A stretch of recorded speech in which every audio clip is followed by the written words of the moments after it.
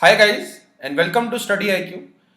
आज हम बात करेंगे आईबीपीएस पीओ के क्वांट पेपर की, यानी कि क्वांट के जो 35 क्वेश्चंस आपके एग्जाम में आने वाले हैं उनको हम किस तरीके से सॉल्व कर सकते हैं, कैसे कैसे क्वेश्चन आ सकते हैं, कौन से चैप्टर से कितने क्वेश्चन वो दे सकता है, कौन सा क्वेश्चन छोड़ने वाला है, कौन सा क्वेश्चन भी करने वाला है, वो सारी चीजें मैं आपके साथ जो है आज इस वीडियो में डिस्कस करूंगा। तो स्टार्ट करते हैं फर्स्ट क्वेश्चन से। If the present population of the state is 27,500 and after 2 years it increases to 40,931, then what is the rate of increase per year? So this is a simple of जहां पे मेरे को percentages को combine करना है, but this is a simple case of compound interest। भाई compound interest के case में भी यही होता है, सेम चीज होती है। तो यहां पे जस्ट मेरे को दो परसेंटेजेस को कंबाइन करना है with the help of the formula a plus B a multiply b divided by 100। तो यहां से एक चीज समझ जाओगे, ठीक है, एग्जैक्ट आंसर निकालने की जरूरत नहीं है बिकॉज ऑप्शन क्लोज नहीं है। तो यहां पे 27,000 इसको मान लेते हैं, यहां पे 40,000 इसको मान लेते हैं। तो एक चीज यहां पे आपको दिखाई दे रही है, 27,000 का हाफ क्या होता है? 27,000 का हाफ क्या हो गया? 13,500। 13,500 अगर मैं इस पे प्लस करता हूं तो मेरे को अप्रोक्स 40,000 जो है मिल जाता है। We will get 40,000 approximate. तो यहां पे मेरे को कंबाइंड परसेंटेज क्या बनानी है? 50% के आसपास। तो यहां पे अगर आप ऑप्शन चेक करते हो भी 30 प्लस 30 ही क्या बन जाएगा? 60%। तो ये ऑप्शन नहीं हो सकता है। ऑप्शन नंबर सेकंड भी नहीं हो सकता है बिकॉज 50% से बहुत कम आ रहा है। ऑप्शन नंबर थर्ड भी नहीं हो सकता है बिकॉज ये 35% के आसपास बनेगा। ऑप्शन नंबर फोर्थ भी नहीं हो सकता है because this is what, this is approximate 27%। तो option number fifth should be the right answer. 22 plus 22 plus 22 multiply 22 divide by 100। तो यहां से जब सॉल्व करोगे तो 48 अप्रोक्सीमेट आपको मिल जाएगा। भाई 50 के आसपास बन गया। तो यहां पे मतलब जो पेपर आपका आएगा ना, जो आईबीपीएस का पेपर आएगा, वहां पे जस्ट आपको क्वेश्चन का आंसर निकालने से मतलब है। चाहे वो आपने कैसे निकाला, चाहे आपने किसी की शीट में से चीटिंग करके निकाला, चाहे किसी के पीसी में से चीटिंग करके निकाला, you just have to solve that question. क्योंकि एट द एंड वही चीज जो है मैटर करेगी, चाहे आपने ऑप्शन से सॉल्व करा है, चाहे आपने कोई शॉर्टकट लगाया है, चाहे आपने दिमाग में सॉल्व करा है, बिकॉज एक्सप्लेनेशन तो काउंट ही नहीं होगी। तो सारा खेल जो है आंसर का है, ऑप्शन का है। ऑप्शन आपने चाहे बाय चांस सही लगा दिया, बट उस चीज के आपको मार्क्स मिल जाएंगे। तो चीज को समझना जो मैं आपको समझा रहा हूं, ठीक है। नेक्स्ट क्वेश्चन देखते हैं। Now this is a question of the trains, यानी कि टाइम स्पीड डिस्टेंस का जो सब टॉपिक है। तो क्वेश्चन जो है मतलब देखते ही आपको जो मैंने समझाया है ना, आपको जो आईबीपीएस पीओ 2016 की जो स्ट्रेटेजी मैंने बनवाई थी उसमें क्या था? साइकिल 1। तो साइकिल 1 में ऐसे क्वेश्चन देखते ही आपको पकड़ने हैं। हाँ भाई, ये जो है 1 सेकंड के अंदर आपको पढ़ना है, मतलब मैक्सिमम 2 सेकंड के अंदर आपको पढ़ना है। एक नजर से निकालना है क्वेश्चन। हाँ भाई, ये अगर मैं कर सकता हूं तो इसको मार्क कम करना है, ठीक है। तो इसको बाद में मतलब जो साइकिल 2 आएगी उसमें ये क्वेश्चन अटेम्प्ट करना है। पहली साइकिल में क्वेश्चन अटेम्प्ट नहीं करना है, you just have to look at the question, ठीक है। इसके बाद देखते हैं, एक 320 मीटर लंबी ट्रेन है, यानी कि there is a train of 320 metre long can cross a pole in 16 second. तो पोल को क्रॉस करने का मतलब क्या हो गया? वो अपनी लेंथ को क्रॉस कर रही है। तो अपनी ही लेंथ को क्रॉस कर रही है, अपनी स्पीड से क्रॉस कर रही है। तो डिवाइड कर दूंगा मैं टाइम से, डिस्टेंस अपॉन में टाइम क्या मिल जाएगा? स्पीड। तो यहां से स्पीड क्या आ गई? 20 metre per second. Now this is what, this is metre per second, ठीक है। इसके बाद उसने अगली लाइन में कहा है कि अगर वो 5 ब्रेक लेती है, अगर वो 5 जो है स्टॉप लेती है 18-18 मिनट के, तो उसको कितने घंटे लगेंगे 576 किलोमीटर कवर करने में? 576 किलोमीटर उसको कवर करना है। तो सबसे पहले यहां पे किलोमीटर्स में डिस्टेंस दिया है, then we need to change speed into kilometre per hour. तो ये हो जाएगा 20 मल्टीप्लाई 18 डिवाइडेड बाय 5। तो ये चला गया 4 पे, क्या आ गया? 72 किलोमीटर पर आवर। तो 72 किलोमीटर पर आवर से मैं इसको डिवाइड कर दूंगा 576 को, तो यहां पे आ जाएगा फ्लैट 8 आवर्स। मतलब 8 आवर्स तो वो चली है ट्रेन, ठीक है। अब स्टॉप वाला टाइम भी उसमें ऐड करना पड़ेगा। भाई 5 बार स्टॉप लिया है, 18-18 मिनट का लिया है, तो टोटल जो स्टॉप में उसने टाइम बर्बाद करा वो करा है 90 मिनट्स। 90 मिनट्स का मतलब क्या हो गया? 1.5 आवर्स। तो 1.5 आवर्स इसमें प्लस कर दोगे तो आंसर क्या आ जाएगा? 9.5 आवर्स इन टोटल। तो 9 1/2 बोल लो, answer would be option number 5 is correct, ठीक है। नेक्स्ट देखते हैं। Okay, so this is the question of the percentage. Percentage से मैं एक्सपेक्ट कर रहा हूं करीब करीब 2 से 3 क्वेश्चन, ठीक है। और बाकी परसेंटेज का मतलब परसेंटेज पे डायरेक्ट क्वेश्चन बहुत ही कम बनेंगे। हो सकता है कि कई सारे क्वेश्चंस में वो यूज करे, ठीक है। मतलब कोई परसेंटेज एक ऐसी चीज है कि हर एक क्वेश्चन में, मैक्सिमम क्वेश्चन में आपको यूज करना पड़ सकता है। एंड मैक्सिमम मतलब in in case of DI, maximum DI में तो percentage and ratio and profit and loss, ये सारी चीज मिक्स करके आपको डीआई बना दिया जाएगा, ठीक है। तो यहां पे 80 स्टूडेंट्स दिए हैं, 5 टीचर्स दिए हैं, तो एक चीज समझ में आ गई। Each student got sweets that are 15% of the total number of students. भाई ध्यान देना, यहाँ पे जितने भी स्टूडेंट्स हैं, ठीक है, जितने भी स्टूडेंट्स हैं उनका अगर मैं 15% निकालता हूं, ठीक है, अगर मैं उनका 15% निकालता हूं तो इतनी स्वीट्स दी गई हैं एक एक स्टूडेंट को। भाई चीज समझ में आई। तो यहां पे 80 स्टूडेंट्स थे, 80 का मैं 15% निकाल दूंगा, क्या आ जाएगा 12, यानी कि हर एक स्टूडेंट को मैंने 12 मिठाइयां दी हैं। भाई हर एक को 12 दी हैं, तो टोटल जो स्टूडेंट में मिठाइयां बटी हैं वो बट गई हैं 900, ये आ जाएगा 960, ठीक है। इसके बाद देखते हैं, and each teacher got sweets that are 25% of the total number of students. तो टोटल नंबर ऑफ स्टूडेंट्स तो भी 80 थे ना, तो इसका 25% अगर मैं निकालूंगा तो क्या आ जाएगा 20, मतलब हर एक टीचर को मैंने 20 स्वीट्स दी, ठीक है। तो टोटल जो टीचर की स्वीट्स हुई हैं वो हुई हैं 100, स्टूडेंट्स में 960 बांटी हैं, टोटल 1060 बांटी हैं। ऑप्शन नंबर सेकंड इसका। फाइन गाइस, ठीक है। नेक्स्ट क्वेश्चन देखते हैं। Now this is what we are waiting, data interpretation. तो डेटा इंटरप्रिटेशन के मैं एक्सपेक्ट कर रहा हूं कि कम से कम 2 सेट आपको मिलेंगे, कम से कम 2 मिलेंगे और ज्यादा से ज्यादा 3 बन सकते हैं। 2 अगर आते हैं तो एक इजी रहेगा, एक हार्ड जो है रहेगा। मैंने आईबीपीएस पीओ की जो स्ट्रेटेजी बताई थी आपको, उसमें एक और चीज बताई थी कि डेटा इंटरप्रिटेशन में जिसमें 2 चीजें आपको दी होंगी, यानी कि 2 चार्ट दी होंगी, जैसे यहां पे दिया है, एक चार्ट ये दिया है, एक चार्ट ये दिया है। ऐसे क्वेश्चन जनरली आपको स्टार्टिंग में नहीं करने हैं। भाई ये आप कर सकते हो, मैं ये नहीं कह रहा हूं कि क्वेश्चन हार्ड है, but time management is important thing, कि आप मतलब किस तरीके से किस क्वेश्चन पे कितना टाइम लगाते हो। सबसे पहले आपको इजी कैच जो है पकड़ने हैं ना, मतलब जैसे 35 क्वेश्चंस हैं, तो 35 क्वेश्चंस में से 20 क्वेश्चंस तो ऐसे आपको मिल जाएंगे, you can do it with in जो है 30-40 सेकंड्स, ठीक है। तो एक बार क्वेश्चन मैं स्टार्ट कर देता हूं, बट ये वाला सेट आपको स्टार्टिंग में नहीं करना है, ठीक है। देखते हैं, and what is the difference between average. भाई डेटा इंटरप्रिटेशन में एक चीज ध्यान रखना, 5 क्वेश्चन आएंगे, 5 में से एक क्वेश्चन एवरेज का पक्का है, एक क्वेश्चन एवरेज का पक्का है, और एवरेज के क्वेश्चन में टाइम लगता ही लगता है, इसका कोई शॉर्टकट नहीं बन सकता है, इसके साथ आप कुछ भी नहीं कर सकते हो, you have to solve it, ठीक है। You have to spend your time and you have to solve that question by long method, ठीक है। देखते हैं क्या दिया है उसने। तो मैं आपको बता रहा हूं भाई ये चीजें, ठीक है, मेरे को तो सारे क्वेश्चन सॉल्व करा के दिखाने हैं आपको, बट आपको ये स्मार्टली क्वेश्चंस करने हैं, ठीक है, स्मार्टली पेपर को अटेम्प्ट करना है। 35 क्वेश्चंस हैं, कोशिश करना कि पहली साइकिल में, जो आपकी दूसरी साइकिल है, जब आप क्वेश्चन जो है करोगे, करीब करीब 22 क्वेश्चन आप इजीली कैच कर पाओ। तीसरी साइकिल में मैं श्योर हूं अगर आप 22 क्वेश्चन अगर ना करते हो तो 8 क्वेश्चन आप तीसरी साइकिल में कर दोगे, 30 बन जाएंगे, कहानी साफ है, ठीक है। देखते हैं, what is the difference between average number of linen shirts sold by stores D and D. पहले एक बार मैं चार्ट बता देता हूं आपको। Distribution of total number of shirts, ठीक है, 2 तरह की शर्ट्स हैं, one is the linen and one is the cotton, sold bye 6 different stores, यानी कि अलग अलग स्टोर्स हैं ए से लेके एफ तक। इन 2003 का जो है डेटा आपको दिया है। Total number of shirt sold, यानी कि लिनन एंड कॉटन अगर जो है मिला देते हो तो टोटल जो शर्ट्स बिकी हैं वो 84,000 बिकी हैं, ठीक है। और ये जो है ब्रेकअप दिया है, मतलब 84,000 जो शर्ट्स बिकी हैं उसमें से ए ने 16% बेची हैं, बी स्टोर ने 22% बेची हैं, सी स्टोर ने 8% बेची हैं, डी स्टोर ने 12% बेची है, एंड सो ऑन।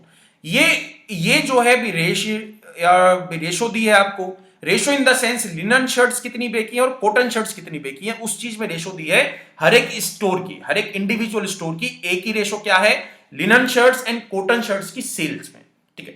देख लेते हैं, एक बार क्वेश्चन स्टार्ट कर देता हूं। तो उसने क्वेश्चन पूछा है कि what is the difference between average number of linen shirts sold by stores D and D. तो सबसे पहले तो मेरे को डी का अलग से डेटा निकालना पड़ेगा लिनन शर्ट्स का, और ई का अलग से डेटा निकालना पड़ेगा फॉर लिनन शर्ट्स। तो टोटल शर्ट्स थी 84,000, तो 84,000 सबसे पहले डी का कैलकुलेट कर लेते हैं। डी वाज व्हाट 12, डी का जो शेयर है टोटल शर्ट्स में वो क्या है 12% है, ठीक है। इसके बाद मेरे से पूछा क्या गया है, मेरे से पूछा है लिनन शर्ट्स। तो लिनन शर्ट डी की जो रेशो थी वो क्या थी 5:3, तो यहां पे क्या आ जाएगा 5 डिवाइडेड बाय 8। अब इसमें आपको प्लस करना पड़ेगा, इसमें आपको प्लस करना पड़ेगा ई का लिनन का शेयर, ठीक है, ई का लिनन का शेयर। तो यहां पे 84,000 मल्टीप्लाई ई का जो टोटल शेयर था वो क्या था 28%, ठीक है। और ई का लिनन का निकालना है तो लिनन इज व्हाट 4/7, तो मल्टीप्लाई आपको किससे करना है 4/7, ठीक है। तो इसको अगर मैं डिवाइड कर दूंगा 2 से तो मेरे को लिनन शर्ट्स का डी एंड ई स्टोर का एवरेज मिल जाएगा, ठीक है। इसी तरीके से कॉटन शर्ट्स का आपको एवरेज निकालना है together and average number of cotton shirts sold bye same stores together. तो कॉटन शर्ट का निकाल लेते हैं 84,000 multiply D, D is what 12%, ठीक है, इनटू में कॉटन, यानी कि कॉटन का क्या बन जाएगा 3/8 शेयर, यानी कि टोटल जितनी भी शर्ट जो है डी ने बेची है उसका 3/8 was cotton and 5/8 was linen, ठीक है। तो यहां पे अगेन जो है ई का देख लेते हैं 84,000 28% और मल्टीप्लाई किससे कर दोगे 3/7, ठीक है।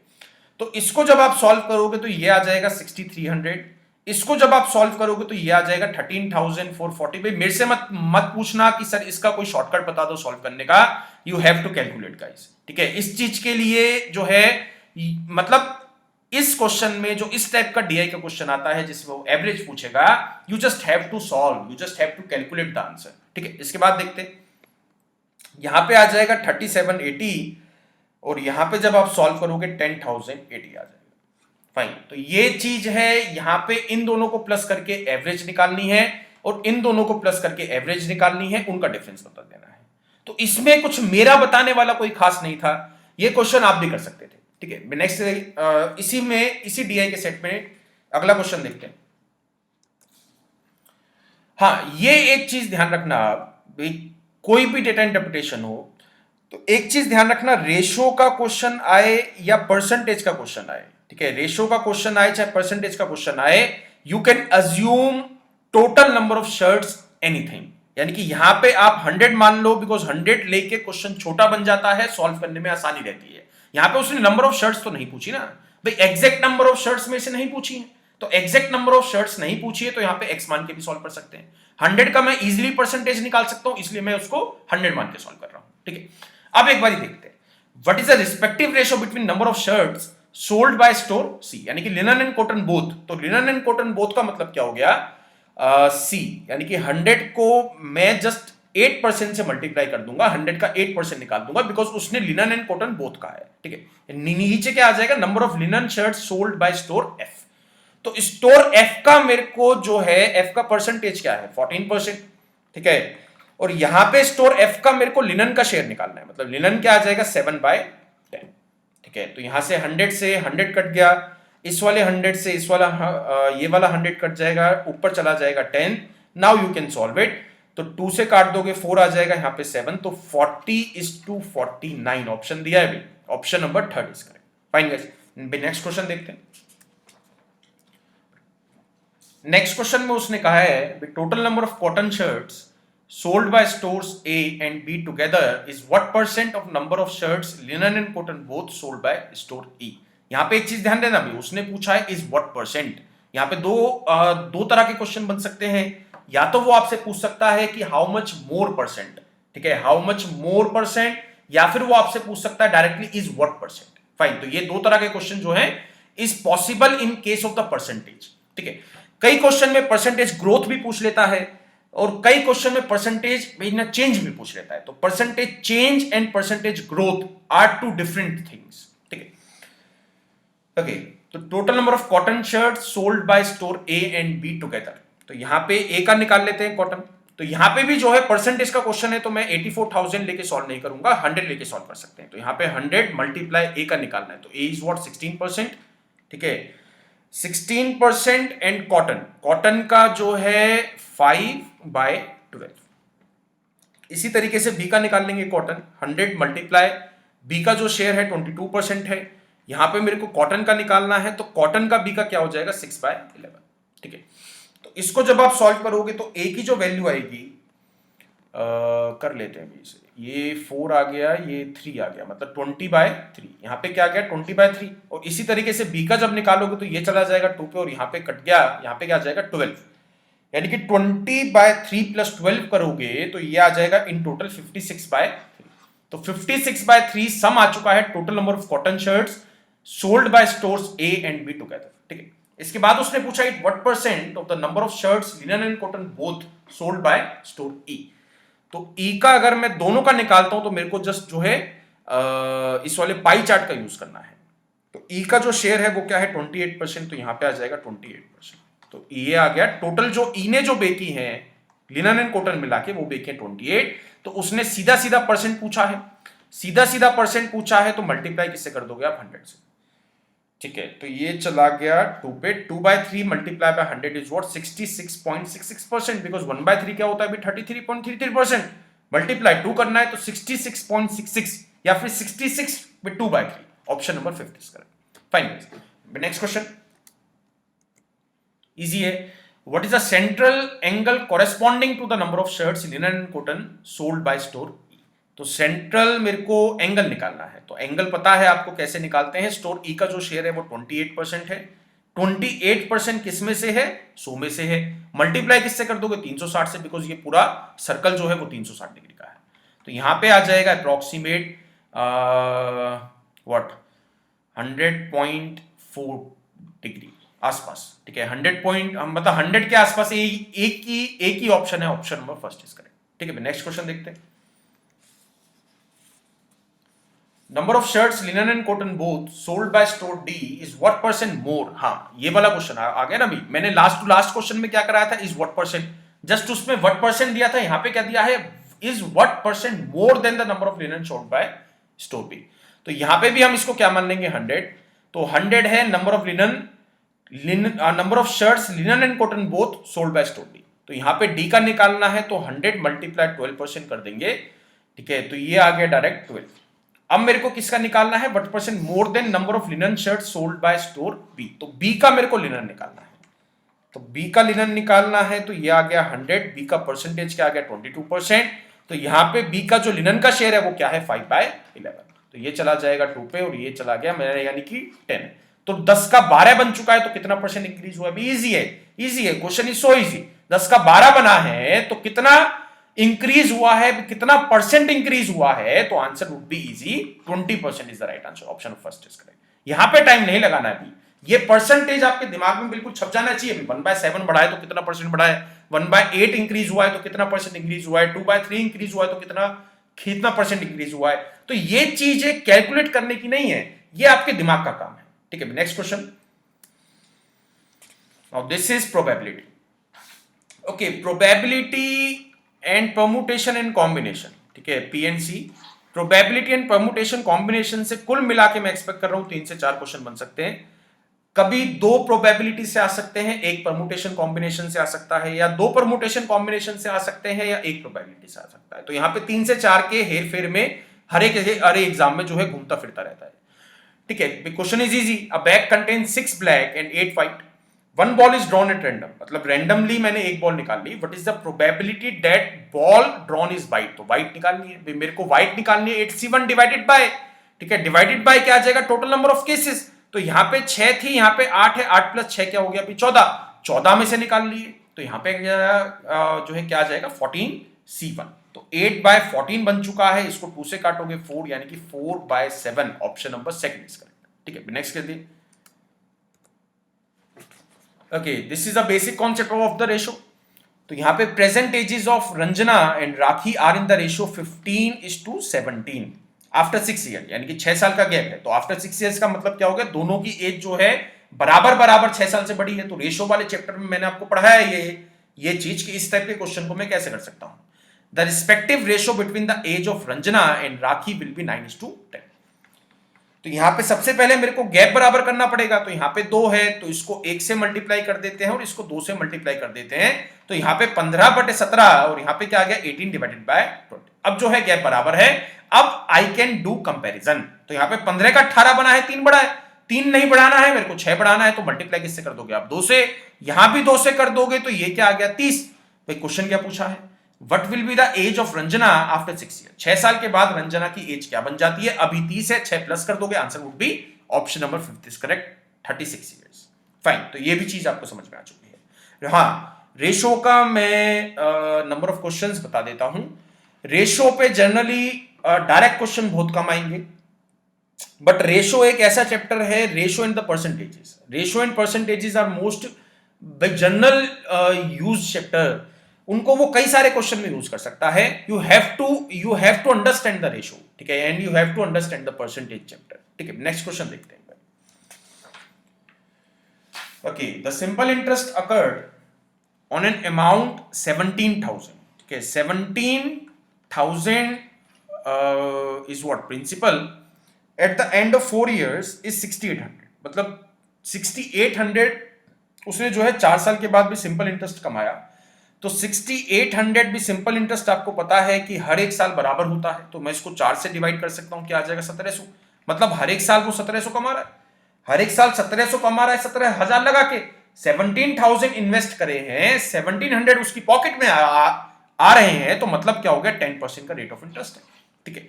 Would be the compound interest accrued on same amount at the same rate after 2 years। Easy है, तो 10 plus 10 plus 10 multiply 10 divided by 100 कर दूंगा, क्या आ जाएगा 21%। तो कंबाइंड आपको 21% लगाना है भाई। यहां पे 2 साल दिया था तो मैंने ये वाला फॉर्मूला लगा दिया, 3 साल दिया होता कुछ और फॉर्मूला लगाता, 4 साल दिया हो तो आपको पता है भी कैसे करना है, ठीक है। तो यहां पे 21% था, 21% मेरे को सिंगल हैंडेडली सॉल्व करना है 17,000 पे, तो यहां पे 21% निकाल दोगे तो ये जो है कैलकुलेट होके आ जाएगा 3570। Option number third is correct, ठीक है। ये भी चीज आपको समझ में आ चुकी है। सिंपल इंटरेस्ट, हाँ, simple interest and compound interest पे क्वेश्चन बन सकते हैं, अच्छे लेवल के बन सकते हैं, हार्ड क्वेश्चन बन सकते हैं, इंस्टॉलमेंट वाले क्वेश्चन बन सकते हैं, कई तरीके के इसमें क्वेश्चन बन सकते हैं। Simple interest and compound interest and profit and loss, these 2 chapters are most important for your any bank exam, वो चाहे आईबीपीएस पीओ हो, आईबीपीएस का आरआरबी हो या कोई और एग्जाम हो, चाहे वो ना क्लरिकल का कोई पेपर हो, दीज 2 चैप्टर्स यहां से जो है बहुत ज्यादा एग्जाम में क्वेश्चन पूछे जाते हैं जो आपके बैंक एग्जाम्स होते हैं, ठीक है। नेक्स्ट क्वेश्चन देखते हैं। Permutation combination, in how many different ways can the letter of the word candidate be arrange in such a way that vowels always come together. Easy है, तो ए आई ए ई, ठीक है, ए आई ए ई मेरे को एक सर्कल के अंदर बंद करना है, बिकॉज उसने कहा है कि वॉवल्स हमेशा साथ में चाहिए, ठीक है, वॉवल्स हमेशा मेरे को साथ में चाहिए। और बचा कौन कौन सा, सी बच गया, एन बच गया, डी डी एंड टी, तो इसको मैं एक मान लूंगा, 1 2 3 4 5 6, तो यहां पे क्या आ जाएगा 6 फैक्टोरियल, बिकॉज मेरे को सबको भी घुमाना है, तो घुमाते वक्त 2 बार ही डी आ रहा है, तो ट्वाइस मेरे को डिवाइड करना पड़ेगा, 2 फैक्टोरियल से मेरे को डिवाइड करना पड़ेगा। 3 बार ही डी आता तो मैं 3 फैक्टोरियल से डिवाइड कर देता। इसके बाद मेरे को मल्टीप्लाई करना पड़ेगा सर्कल के अंदर का अरेंजमेंट, तो सर्कल के अंदर जो है अभी 4 वैल्यूज हैं, तो फ्लैट 4% आ गया, 2 बार ही ए आ रहा है, डिवाइड किससे कर दोगे 2% से, ठीक है। इसको सॉल्व करोगे, 6 फैक्टोरियल क्या होता है 720 divided by 2, 4 factorial 24 divided by 2, तो ये आ गया 360, और यहां पे क्या आ जाएगा 12, तो 360 डिवाइडेड बाय 12, तो यहां से मैं ऑप्शन का यूज कर सकता हूं, 360 मल्टीप्लाई 10 करोगे 3600, तो वैसे बन गया। 12 से करना है तो एक्स्ट्रा ही होगा, तो यहां पे ये ऑप्शन नहीं, ये नहीं, ये नहीं, ये नहीं, option number first is correct, ठीक है। Next question. Okay, time and work.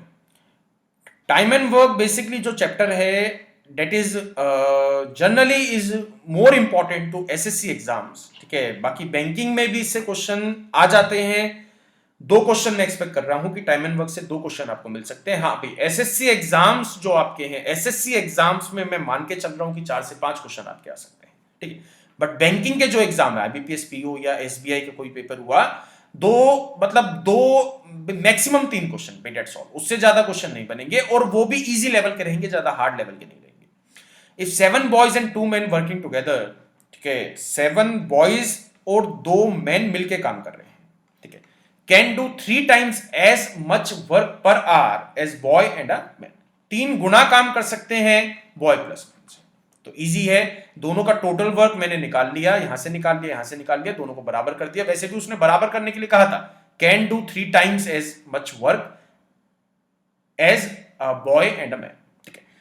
तो यहां पे 7b 2m 3b 3m, ठीक है, तो ये हो जाएगा 4b, और यहां पे आ जाएगा m, यानी कि m is to b ratio क्या आ जाएगी 4:1।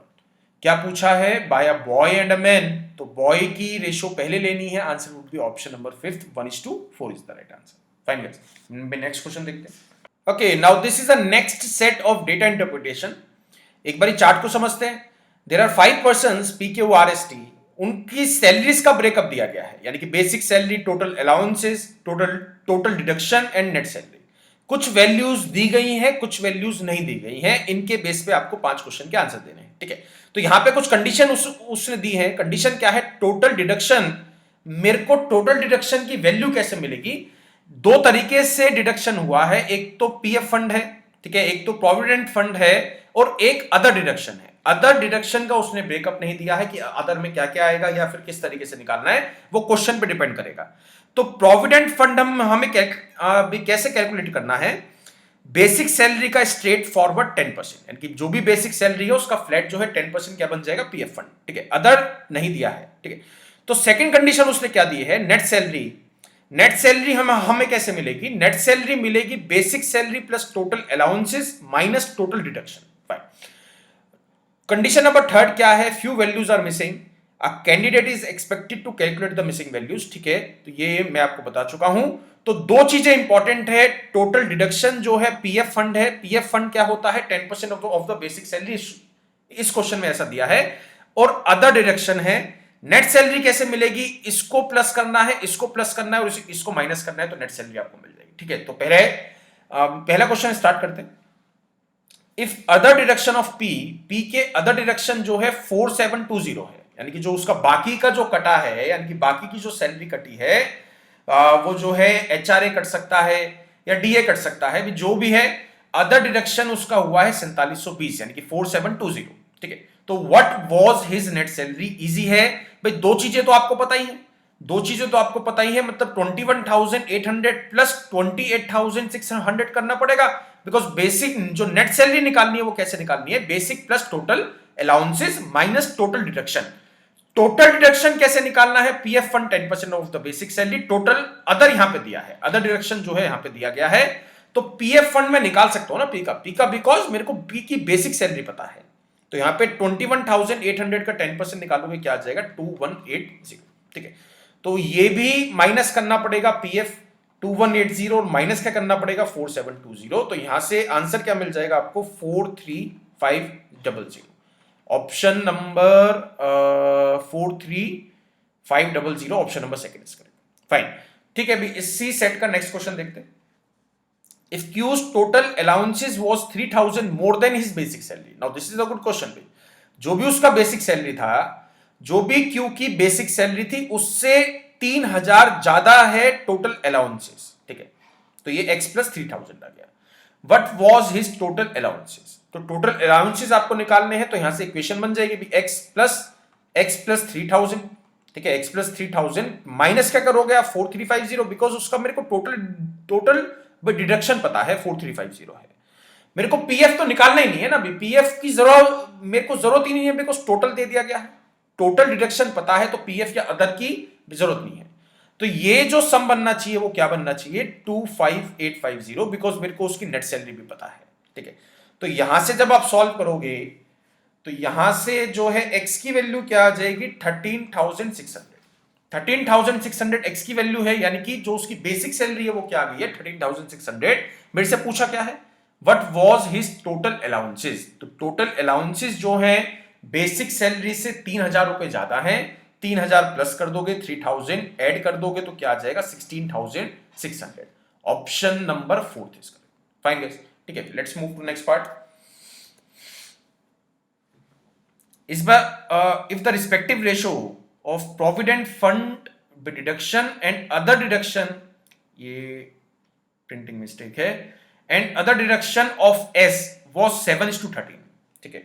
तो इसको क्वेश्चन को हम कैसे कर सकते हैं, एस का सबसे पहले देखते हैं भी क्या क्या पता है। तो प्रोविडेंट फंड में इसका निकाल सकता हूं because we know the basic salary of S. तो यहां पे 11,200 का 10% निकाल दोगे तो ये आ जाएगा 1120, ठीक है। तो यहां से रेशो जो दी है वो किस किस में दी है, पीएफ में दी है और अदर में दी है, यानी कि एस का PF deduction and other deduction में रेशो क्या दी है, 7:13, यानी कि 1120 डिवाइडेड बाय एक्स, यानी कि एक्स क्या मान लिया, अदर डिडक्शन, इजिकल टू क्या आ जाएगा 7 डिवाइडेड बाय 13। तो यहां से x की वैल्यू क्या मिल जाएगी आपको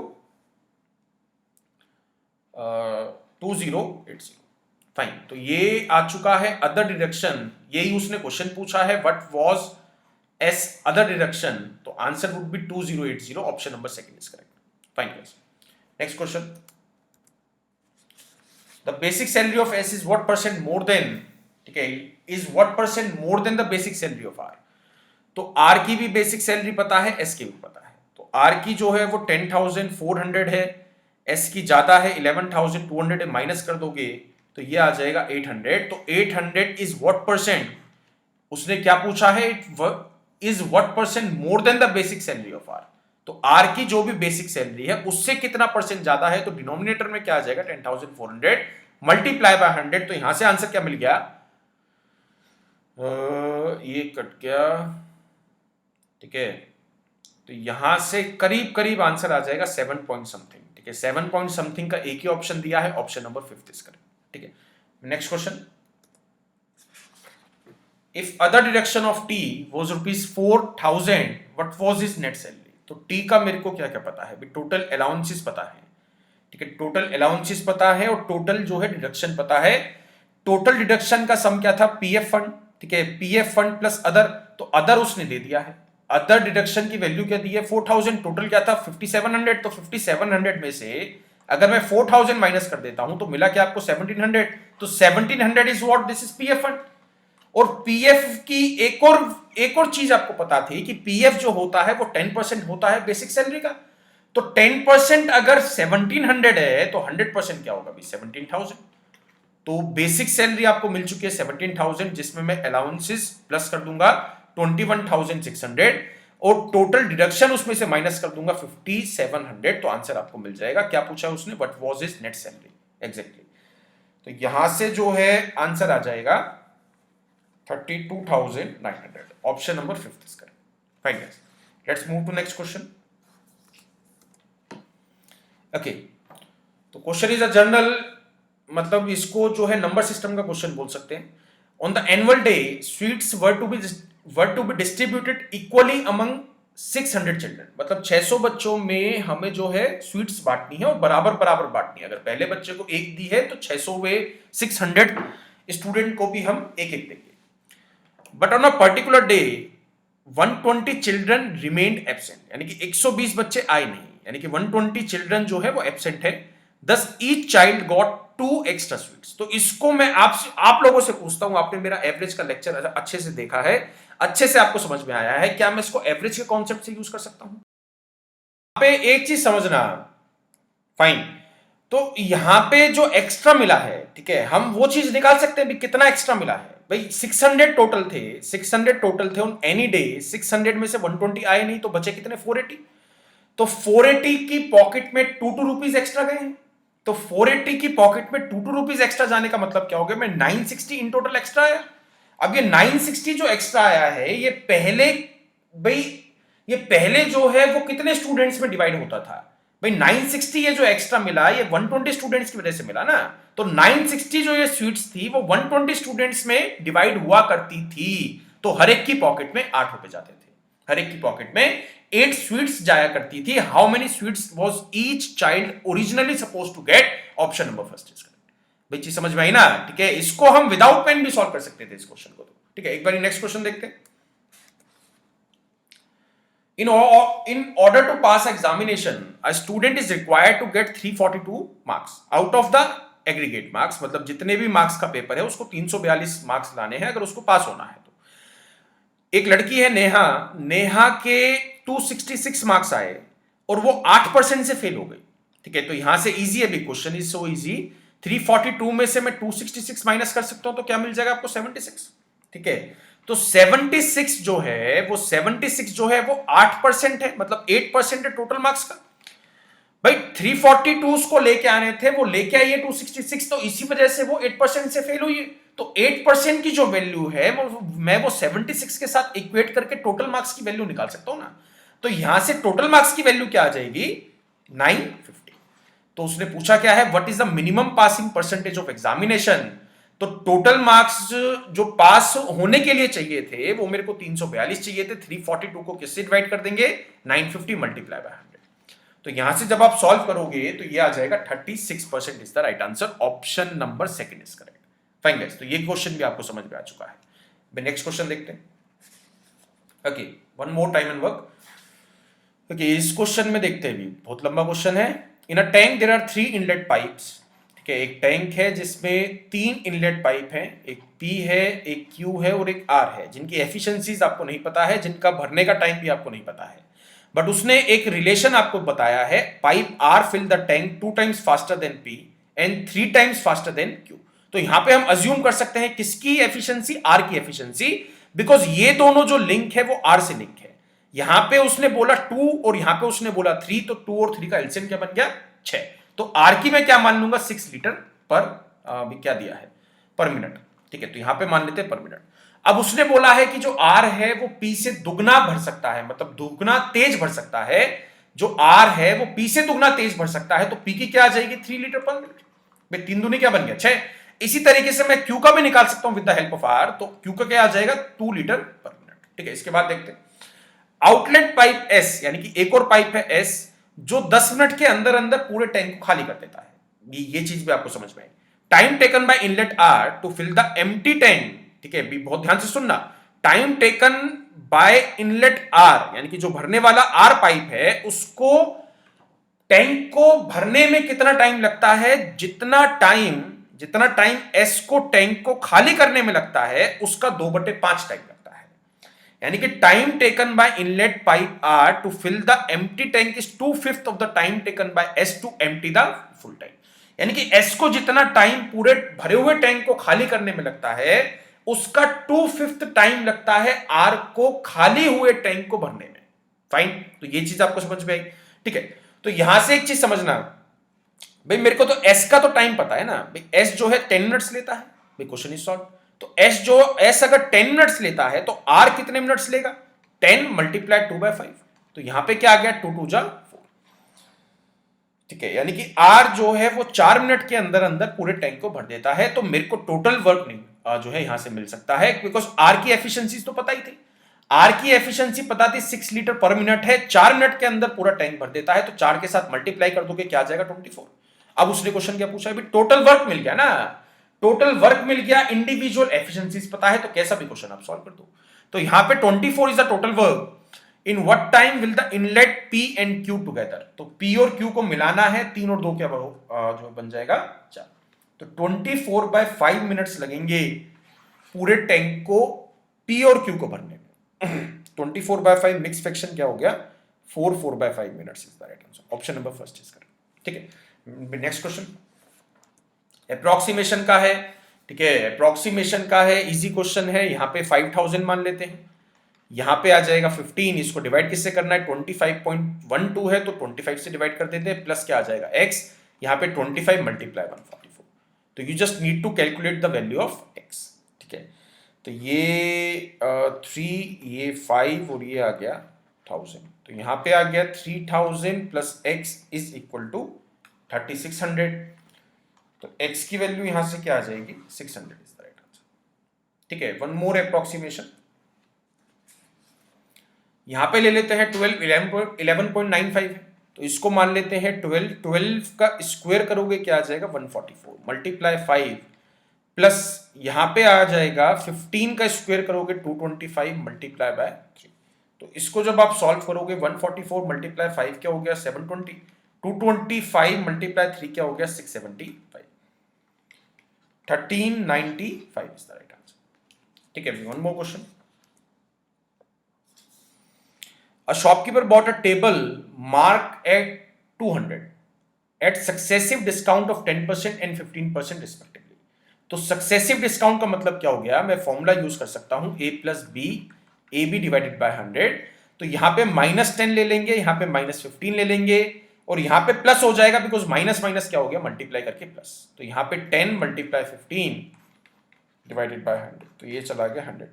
तो ये आ जाएगा 1.5। तो इसको जब मैं सॉल्व करूंगा तो एक कंबाइंड डिस्काउंट परसेंटेज क्या मिल गई है आपको? -23.5%। यानी कि 23.5% का डिस्काउंट दिया है इन टोटल। अगर मैं ये दो डिस्काउंट हटा देता हूं तो सिंगल डिस्काउंट में अप्लाई कर सकता हूं 23.5%। तो 200 का 23.5% निकालोगे तो ये वैल्यू आ जाएगी 47। ठीक है, तो 200 में से 47 माइनस करोगे क्या मिल जाएगा आपको? ठीक है, 200 में से 47 आपको माइनस करना है। ठीक है, 200 में से 47 माइनस करना है, क्या आ जाएगा 153।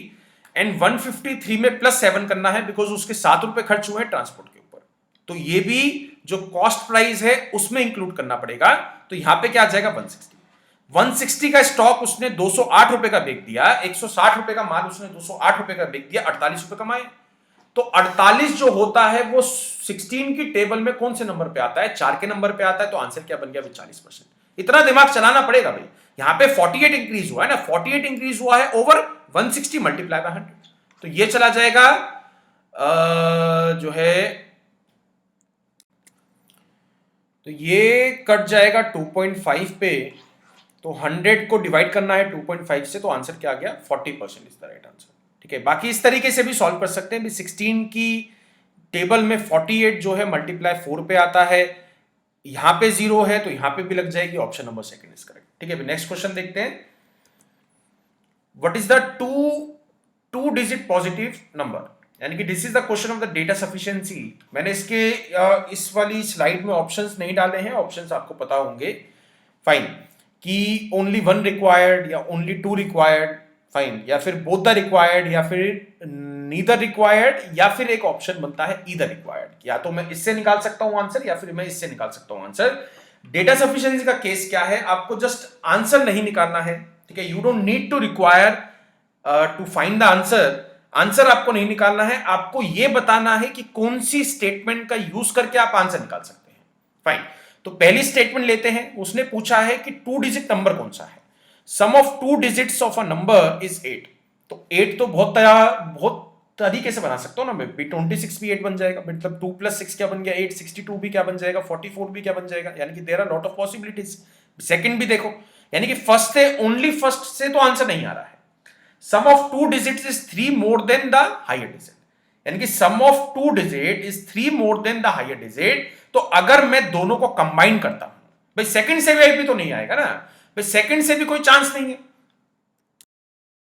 सेकंड से भी आप आंसर नहीं निकाल पाओगे। तो अगर मैं दोनों को कंबाइन करता हूं तो मेरे को सम ऑफ डिजिट क्या मिल चुका है 8, यानी कि सम ऑफ डिजिट अगर 8 है तो उसने दूसरी वाली कंडीशन में क्या बोला है? Sum of 2 digit is 3 more than the higher digit, यानी कि 8 जो है वो बड़ी वाली डिजिट से 3 ज्यादा है। ठीक है, तो 3 ज्यादा है तो पहली वाली डिजिट क्या मिल गई 5।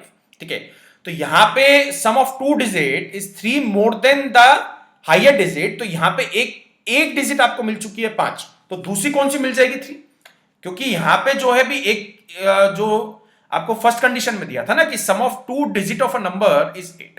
ठीक है, तो 5 के साथ 3 ही आ सकता है। बट यहां पे दिक्कत पता है क्या है? यहां पे 53 भी आंसर बन सकता है और 35 भी आंसर बन सकता है। उसने मेरे से ये तो नहीं भी, मतलब उसने मेरे से एग्जैक्ट पूछा है ना कि what is the 2 digit positive integer, तो यहां पे 53 is also a possibility and 35 is also the possibility. तो यहां पे आंसर क्या बन जाएगा? अगर आप दोनों को मिला भी देते हो तब भी आंसर नहीं आएगा। ठीक है, नेक्स्ट क्वेश्चन देखते हैं डेटा सफिशिएंसी का। At what time did Poonam finish the job? तो Poonam started working without a break on a job at exactly 9 AM, यानी कि 9 बजे वो शुरू करती है जॉब स्टार्ट करना। And by noon she had utilized exactly half the time that it took her to finish the job. मतलब 9 से 12 बजे तक उसने काम करा है और एग्जैक्टली मतलब आधा टाइम उसने यूटिलाइज कर लिया है। भाई 9 से 12 मतलब 3 घंटे हुए, तो 3 घंटे हाफ टाइम है, तो पूरा टाइम कितना हो गया? भी 6 घंटे। ठीक है, तो यहां से मेरे को पहली वाली स्टेटमेंट से आंसर मिल गया है। पहली वाली स्टेटमेंट से आंसर मिल गया है। 9 से 12 तक अगर उसने आधा काम करा है तो 9 से 12 3 घंटे हुए हैं, तो 12 में दोबारा 3 घंटे आप जोड़ के, यानी कि उसका काम फिनिश हुआ है 3 PM। ठीक है, तो सेकेंड वाली को अगर मैं देखता हूं तो Poonam took exactly 6 hours to finish the job, तो इसकी कोई नीड नहीं है। तो आंसर क्या आएगा? Only statement 1 is sufficient to give the answer. Fine guys, तो ये भी आपका हो चुका है डेटा सफिशिएंसी। तो मैंने आज की क्लास में एक आइडिया आपको दिया है कि आईबीपीएस का जो पीओ है उसमें क्वांट सेक्शन से कैसे कैसे क्वेश्चन बन सकते हैं, ठीक है, कहां कहां से भी कितने कितने क्वेश्चन कौन कौन से चैप्टर से आ सकते हैं, कौन कौन से चैप्टर इंपॉर्टेंट है, किस किस पे आपको ज्यादा ध्यान देना है, ठीक है। कोई भी डाउट आता है तो कमेंट सेक्शन में डाल देना। Fine guys, and all the best for your IBPS PO exam, and thank you.